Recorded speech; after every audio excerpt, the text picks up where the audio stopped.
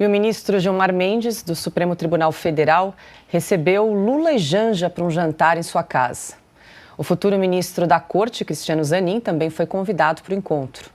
O imóvel de Gilmar Mendes fica localizado no Lago Sul, região nobre de Brasília. Cris, esse encontro aí na casa do ministro Gilmar Mendes ocorre, coincidentemente, 2 dias antes da posse aí do ex-advogado pessoal do presidente Lula no Supremo, né? Amanhã o Zanin, então, assume o cargo de ministro. Pois é, e vamos ter que engolir o advogado pessoal e amigo pessoal do presidente da República até o ano de 2050, né? Parece que é esse o cálculo aí, que seria quando ele atinge a idade de aposentadoria. Então, veja o que o Brasil tem que enfrentar pela frente por ter uma parte da população ficado posando de isentona aí, né? De isentão, os isentões que nem Lula nem Bolsonaro, então deixa o país à deriva na mão de comunistas e tá tudo certo, não vai ter problema nenhum, não. Não, só até 2050 a gente vai estar sofrendo as consequências. Quando eu vi essa notícia aí, Paula, a primeira coisa que eu lembrei foi do presidente Lula mentindo descaradamente que não é amigo pessoal de Zanin. Claro que já pipocaram na internet as fotos do casamento de Lula e Janja, que era altamente restritivo, e Zanin tirou fotos junto do casal, ninguém teve vergonha de publicar e nem o pudor de esconder, né? Estava tudo escancarado, e agora mais uma prova aí de que Lula mentiu, é sim amigo. Ah, mas é na casa de Gilmar Mendes, eles foram convidados, que coincidência, né? Os melhores amigos, cliente e advogado, ex-condenado e o advogado que o descondenou com uma tese estapafúrdia lá no STF, alegando imparcialidade do juiz, que por causa de um hackeamento de mensagens que nunca foram periciadas, e aí a Corte Suprema decide aceitar provas ilícitas, o que é proibido pela nossa lei, mas decide, né? Aliás, só mais uma das vezes que desrespeitaram as leis brasileiras, mas tudo bem. Então, tudo errado aí, né? E a outra coisa que eu pensei aqui foi ministro de Suprema Corte chamando o presidente da República, que vira e mexe terá processos lá, até por presidir, né, a República e ter questionamentos das várias alas de oposição a determinadas atitudes do presidente, a determinados gastos do presidente. Ministro de Suprema Corte abrindo as portas de sua casa, né, servindo um banquete na sua mesa para o presidente da República, tudo muito estranho, viu? Cada vez mais o Brasil com a cara da ditadura, e não a gente brinca, né, que é Brazuela, Venezuela, não, para mim, o Brasil pulou a fase Cuba, Venezuela, Nicarágua, e foi direto para a fase China, Coreia do Norte, as piores ditaduras do planeta. O Cris, está correto, o Zanin pode ficar aí na corte até 2050, ele está com 47 anos, então até a aposentadoria compulsória, lá se vão alguns anos. E lembrando que a indicação de Cristiano Zanin foi aprovada pelo Senado por 50 votos a 18. É bom a gente ratificar isso aí. Silvio, fico imaginando quais foram os temas, os assuntos discutidos aí nessa reunião na casa de Gilmar Mendes, lá em Brasília, possivelmente a discussão aí do nome para substituir Rosa Weber em outubro também, pode ter sido pauta dessa conversa? Ô Paula, vamos ser bem claro e direto, né? Esse tipo de encontro é indecente. Isso não pode acontecer. Isso é indecente. Numa democracia plena, é preciso que exista impessoalidade, é preciso que exista isonomia entre os poderes. A nossa Constituição, se é que ela ainda vale para esse pessoal, ela é muito clara. Nós temos 3 poderes independentes e harmônicos entre si, porém independentes. O juiz não pode jantar e, aliás, receber na sua própria casa alguém que ele pode julgar amanhã. Isso é um absurdo. Não só o próprio presidente da República, como também ministros de Estado. Como assim o presidente da República vai à casa de um juiz, jantar, leva a primeira-dama, ninguém sabe o que é tratado ali, e o duro é pensar que não foi a primeira vez. Antes da nomeação dos novos integrantes do Tribunal Superior Eleitoral e do próprio Cristiano Zanin para a Corte, para o STF, para a Suprema Corte, também houve um churrasco no Palácio do Alvorada. Aparentemente o Gilmar está exercendo aí a reciprocidade. Ele está devolvendo o convite. Isso é um absurdo. Aliás, queria encerrar, se a nossa produção tiver o vídeo, o Gilmar mudou muito, né? Na verdade, o que se instalou no país nesses últimos anos, está sendo revelado na Lava Jato, é um modelo de governança corrupta. Algo que merece o nome, claro, de cleptocracia. Isso que se instalou. Isso é evidente. Veja o que fizeram com a Petrobras, veja o valor da Petrobras hoje. Por isso que se defende, eu falei isso, por isso que se defende com tanta força as estatais. Não é por conta de dizer que as estatais pertencem ao povo brasileiro, porque pertencem a eles. Eles tinham se tornado donos da Petrobras. Esse era o método de governança. Infelizmente, para eles, e felizmente para o Brasil, deu errado. Augusto. Ele acha que o Lula se regenerou na cadeia, né? Ou são dois. Gilmares Mendes aí, porque ele fala uma coisa em 2 anos depois. Tudo isso acabou em 2019. Né? De lá para cá você tem outras figuras. Parece aquele filme Invasores de Corpos, aí vira outra pessoa. E fica falando isso aí. Eles deram um azar, né? Porque eles apontaram a prova que é irrefutável, que prova irrefutavelmente a existência de um escândalo campeão. A devolução do dinheiro, de parte do dinheiro roubado. Agora, eles estão aprovando a devolução aos larápios, aí, bilionários do Petrolão, do dinheiro roubado. Então, até nisso, mudaram. Agora, isso aí não vale mais. Se eu quiser dar um flagrante perpétuo e recorrendo a uma imagem que eu escolho, o de agora, o de antes, e fala-se que o Sérgio Moro foi juiz parcial. Eles não falam nos autos mais, eles não trabalham. Aliás, se eles trabalhassem, eles não falavam tanto, porque os processos se acumulam. Eu pergunto, vocês acham que durante o recesso, algum deles aí pegou um processo para examinar? Das centenas que dormem no Supremo? Vocês acham que é um ministro só que escreve essas coisas que eu acabei de ler, por exemplo? São 30 páginas, 40. É o ministro que escreve? Não, tem um bando ali, pago por nós, escrevendo coisas. Essa situação não pode durar. Não pode durar, é surreal, totalmente surreal. O Supremo tem uma função precípua, defender a Constituição. Eles jogam ao lixo a Constituição todo dia. Todo dia. Ana, encontro aí entre ministro Gilmar Mendes, presidente Lula, primeira-dama, futuro ministro do STF, pode não ser ilegal, mas é completamente imoral, né? É o outro, mais um tapa na cara do brasileiro, né, do cidadão pagador de impostos que sustenta essa gente, que sustenta lagosta, vinhos portugueses, vinhos caríssimos, né, vinhos premiados. Nós não temos mais uma democracia plena, para usar aí a expressão que o Silvio usou. Nossa democracia hoje ela é totalmente relativa. Eu puxei aqui, né, de novo, vi que o chat já estava pedindo um artigo que eu escrevi na revista Oeste, isso há 2 anos. É por isso que, mais uma vez, a gente pede, né, a assinatura de vocês na revista Oeste, porque é um verdadeiro cartório.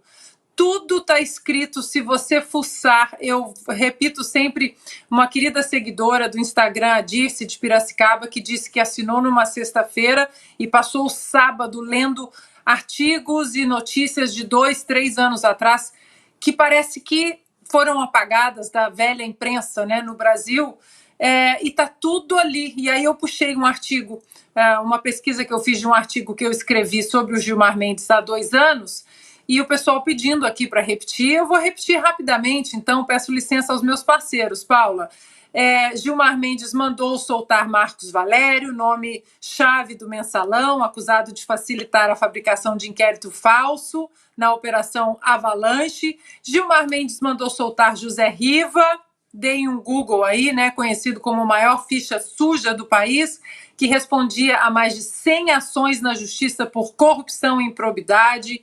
Gilmar Mendes mandou soltar o ex-governador do Rio, Antony Garotinho, preso na Operação Chequinho, que apurou crimes de corrupção, organização criminosa e fraude na prestação de contas eleitorais.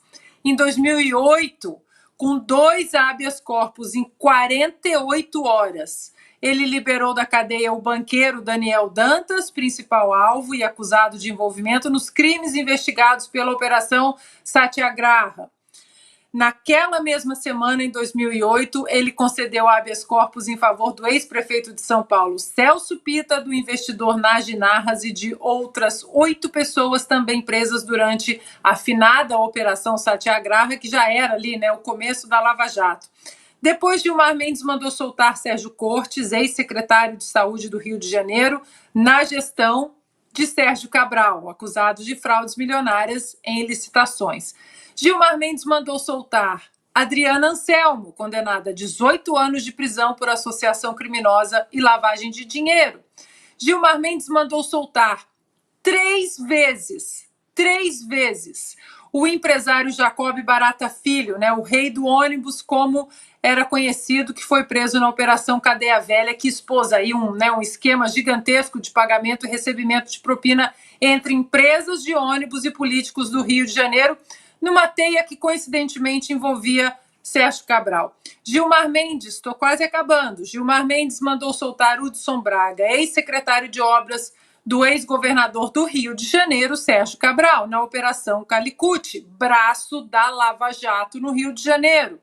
Até meados de 2018, Paula, Gilmar Mendes já havia libertado quase 40 presos da Operação Lava Jato. Por isso que esse vídeo, a dele falando, enaltecendo aí a Lava Jato, não faz sentido, porque até meados de 2018 ele já tinha libertado mais de 40 presos, Inclusive, o Gilmar Mendes mandou soltar o Eike Batista, ignorando o fato de que sua mulher trabalhava no escritório que defendia os interesses do empresário.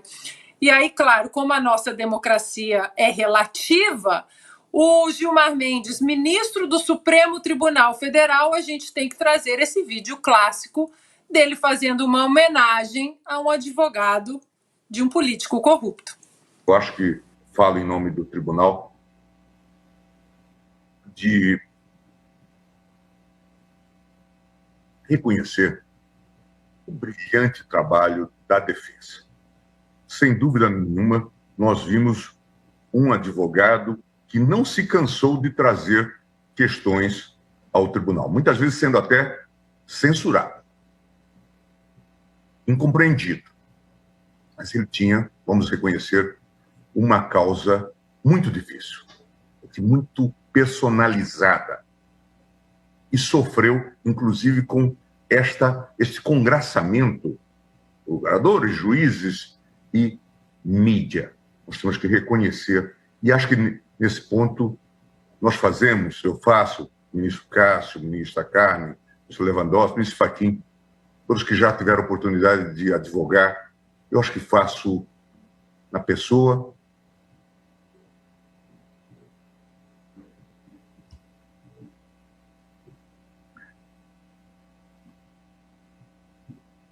do Dr. Zanin uma justa homenagem.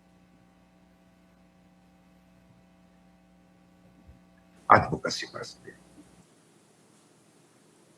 É inacreditável esse vídeo, É um brinde, lágrimas e um brinde à nossa democracia relativa, que agora, com todo esse esquema aí de tentar que um partido político alinhado ao judiciário continue o seu projeto de poder, agora vai ser, quem sabe, coroado com uma guarda nacional pessoal, A democracia relativa é a nossa, não é a Venezuela, é a nossa.